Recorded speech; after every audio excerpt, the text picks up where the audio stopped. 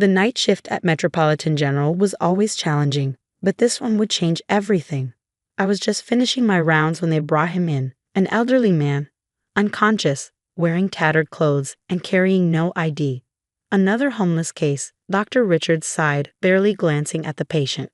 Put him in the hallway until we clear a non-priority bed. But something about the man's face seemed familiar. Despite his ragged appearance, his hands showed signs of recent professional care. And the way he was clutching a worn leather notebook. I'll take him to room 712. I decided. It was technically reserved for VIP patients, but it had been empty for weeks. Are you insane, Sarah? Amy, the charge nurse whispered. If Dr. Harrison finds out you put a homeless man in a VIP suite. Dr. Victoria Harrison wasn't just any hospital administrator. She was the CEO who turned Metropolitan General from a caring community hospital into a profit-focused corporation. Under her leadership, non-priority patients were often left waiting for hours. Everyone deserves proper care, I replied, remembering my own father's last days in a hospital hallway. Help me move him. As we transferred the mystery patient, his notebook fell open. I caught a glimpse of complex medical diagrams before quickly closing it. Something wasn't adding up. I spent my entire shift monitoring him, neglecting the paperwork Dr. Harrison always insisted was more important than excessive patient attention. His vitals were stable but concerning. Every instinct told me this man needed careful observation. At 6 a.m., Dr. Harrison's clicking heels announced her early morning inspection. She stopped dead when she saw our hallway empty of waiting patients. Where are the overflow cases? She demanded. Room 712, I answered honestly. I assessed the situation and... You put someone in a VIP suite without authorization. Her perfectly painted lips curled in disgust. Who? John Doe case, approximately 70 years old, brought in at 2 a.m. with a homeless man. She cut me off. In my VIP wing. She stormed into room 712, taking in the scene with growing fury. Are you deliberately trying to destroy this hospital's reputation? He needs proper care. I stood my ground. His symptoms indicate.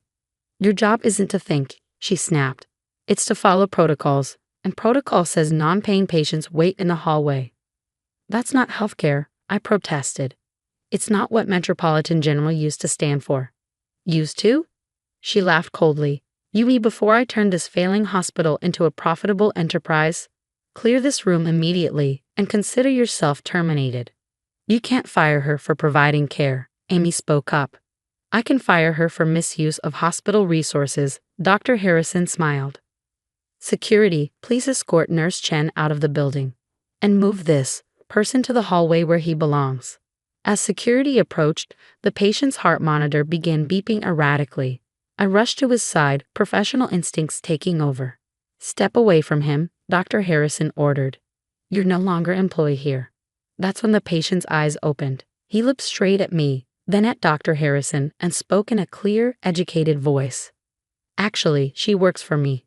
We all do. Dr. Harrison froze. What? Thomas Chen, he said calmly, despite the monitor's warnings. Majority shareholder of Metropolitan General Hospital. And I believe we need to discuss how you've been running my father's legacy. The security guard stepped back. Dr. Harrison's face went from angry red to ghostly white. Because everyone in healthcare knew the Chen name, the family that had built Metropolitan General from a small clinic into a major hospital before mysteriously disappearing 15 years ago. But as Dr. Harrison stammered excuses, I noticed something alarming on the monitors. Mr. Chen's stable condition was rapidly deteriorating, and his next words confirmed my worst fears. Sarah, I'm afraid I've been poisoned. Code blue, I shouted, already moving to action as Mr. Chen's vitals plummeted. Amy, get me a toxicology kit. Dr. Harrison stood frozen, her perfect composure cracking. Stop, you're not employed here anymore. You can't. Either help or get out of my way, I snapped, starting emergency protocols. Years of ER experience took over as I worked to stabilize him. Mr. Chen grabbed my hand weakly. The notebook, he whispered. Don't let her. But Dr. Harrison had already snatched the worn leather journal from the bedside table. As she flipped through it, her face shifted from confusion to shock to something darker. Security, she said quietly, clear the room. No one comes in or out without my authorization. That man needs immediate care. I protested. Oh, we'll get care, she smiled coldly. The best care money can buy.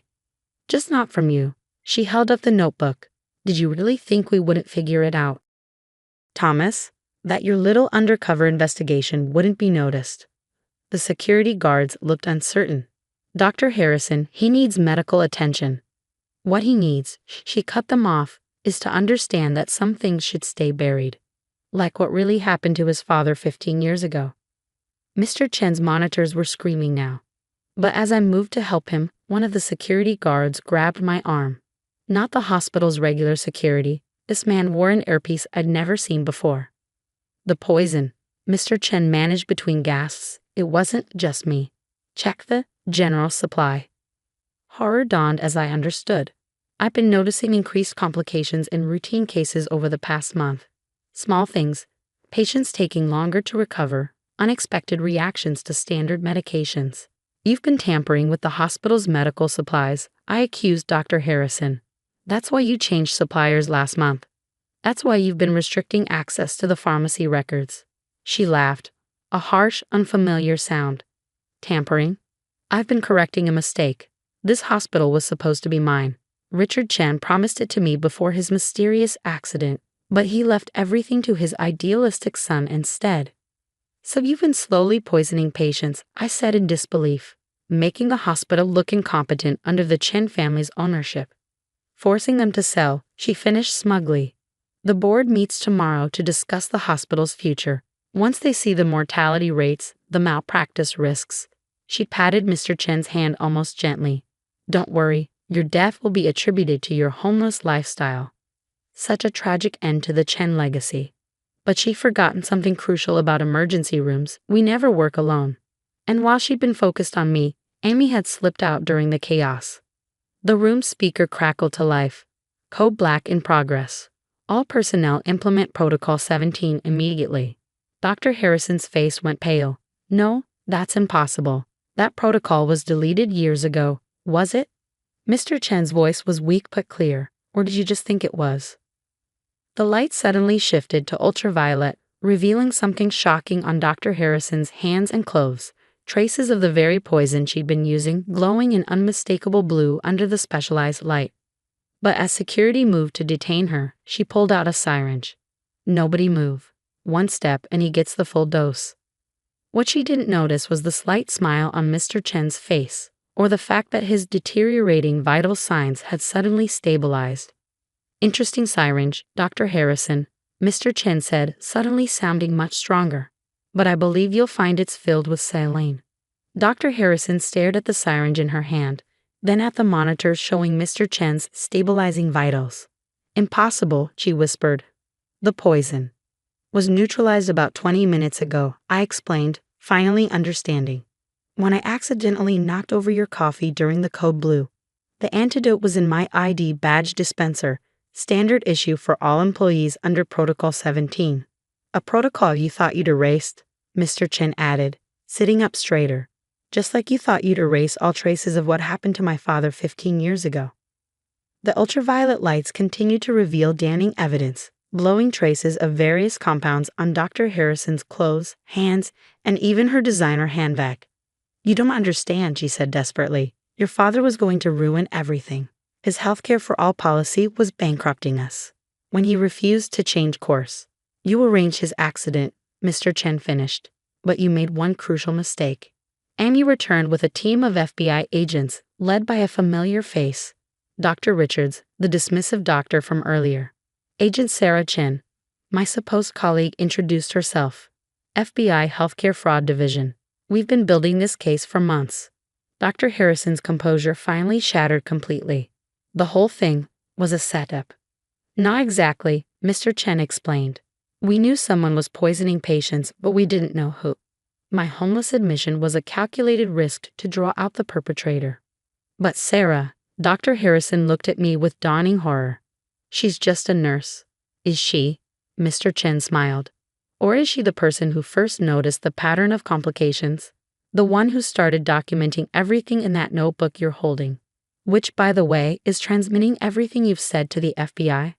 The notebook in her hand suddenly beeped, its hidden camera capturing her expression as she realized the full scope of the trap. But as agents moved to arrest her, Dr. Harrison pressed a button on her phone. "If I'm going down, I'm taking this whole hospital with me." Alarm systems began blaring throughout the building. On the security monitors, we could see emergency doors sealing themselves, trapping patients and staff inside. "Dead man's switch," she laughed hysterically. "In 15 minutes, every compromised medication in this hospital will be automatically administered through the electronic dispensing system. Hundreds of patients. Unless what?" Agent Chen demanded. "Unless the Chen family signs over the hospital, completely and permanently." Mr. Chen looked at me, a silent question in his eyes.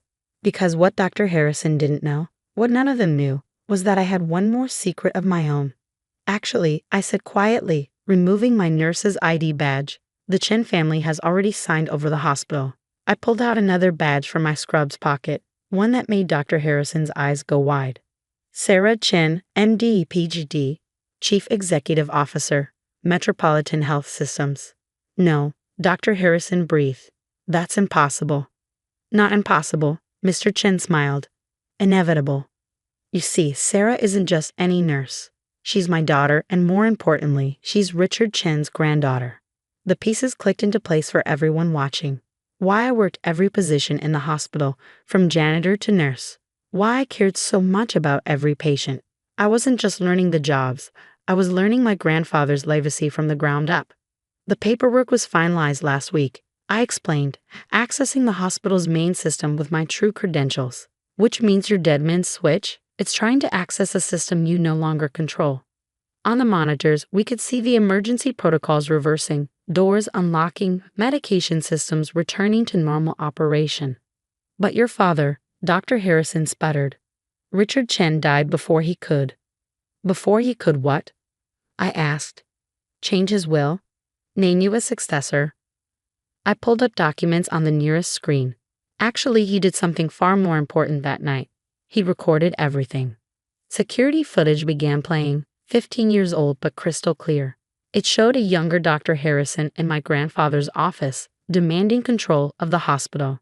"Healthcare is a business," she screamed in the footage, "not your personal charity." "Healthcare is a right," my grandfather's voice replied calmly. "And this hospital will never prioritize profits over patients, not while a Chen is alive to prevent it." The footage showed what happened next. Dr. Harrison's rage, the poison she slipped into his drink, not realizing he'd already swapped the glasses. "He survived," Mr. Chen explained.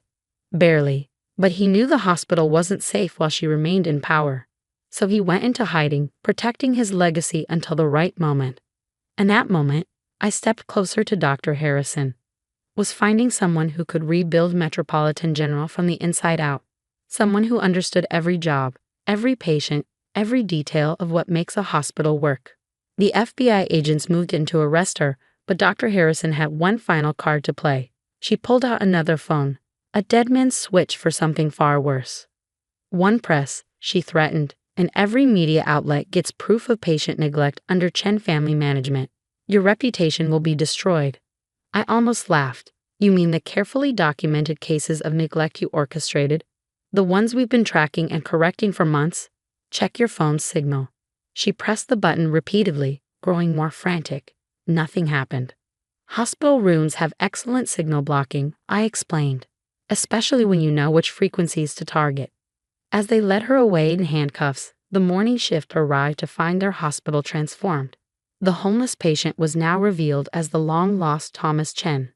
The fired nurse was their new CEO. And most importantly, the hospital was returning to its original mission. 1 year later, Metropolitan General leads the country in patient care quality. I still work nursing shifts regularly, now with my real name badge. My father handles the business side while I focus on medicine, continuing my grandfather's legacy of putting patients first. Dr. Harrison serves her sentence in a minimum security prison, where she's required to provide basic medical care to fellow inmates. Sometimes the best karma is being forced to give the very thing you tried to deny others. The notebook that captured everything. It sits in my office, A reminder that the most important medical tool isn't technology or money. It's the willingness to care for every patient, regardless of their appearance or ability to pay. After all, you never know when the homeless person in your emergency room might turn out to be someone extraordinary, or more importantly, when an ordinary person might need extraordinary care.